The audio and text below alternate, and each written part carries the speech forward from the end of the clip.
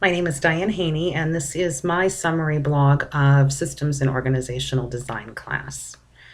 When I first signed up for the class and the way I felt about systems was basically it's to explain who reports to who, whether it's a functional setup and it's each department reports to their department manager and the hierarchy of how it goes up in management, or if it goes by customer or by product line, each division.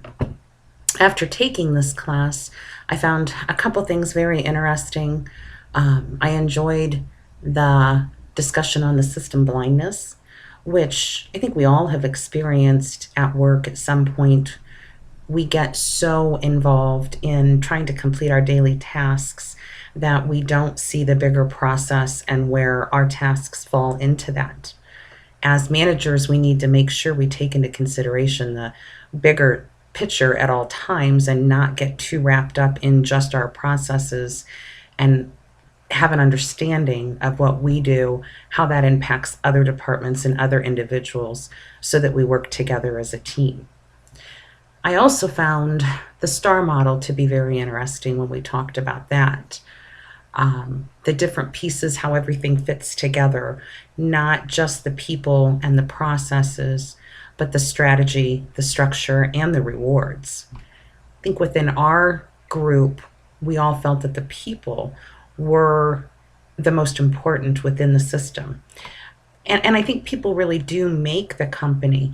However, as I kept reading some of the other articles that I found in the books, I also learned that you can have the best people and the wrong processes, the wrong strategy, and the wrong rewards. One, you won't keep those people, and two, you're not giving them the tools that they need to succeed in business. We all agreed that communication was key, and how you communicate with others and work together really makes a difference in the structure and making sure that you're all working towards the strategy that the company has.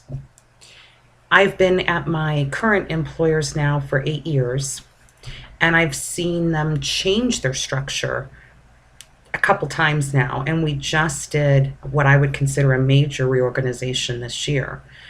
It still is in a time of change, so it's still pretty difficult for everybody. But when I first started, they were basically departmental, functional, and by division. We all had separate divisions by products, and they would each do their own processes. They didn't share knowledge, they didn't share resources. If you worked in one division, you didn't help out another. We pulled finance in corporate.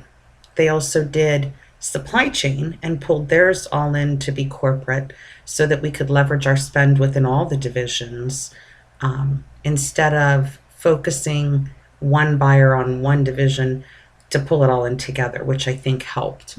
This year, I think we've more went to a matrix where we still have some of the departments, finance, supply chain, some of the commodity managers, engineering is still corporate, and we share those resources, but we still have some value streams, and we're embedding more people into those value streams. So right now things are pretty crazy. People are pretty resistant to change. I'm hoping that we see the benefits of this organizational structure. I'm hoping that it marries up more with the strategy of the company. So it was interesting to learn more about systems and processes and organizational structure as we're going through this at work. Kind of makes some decisions a little clearer for me.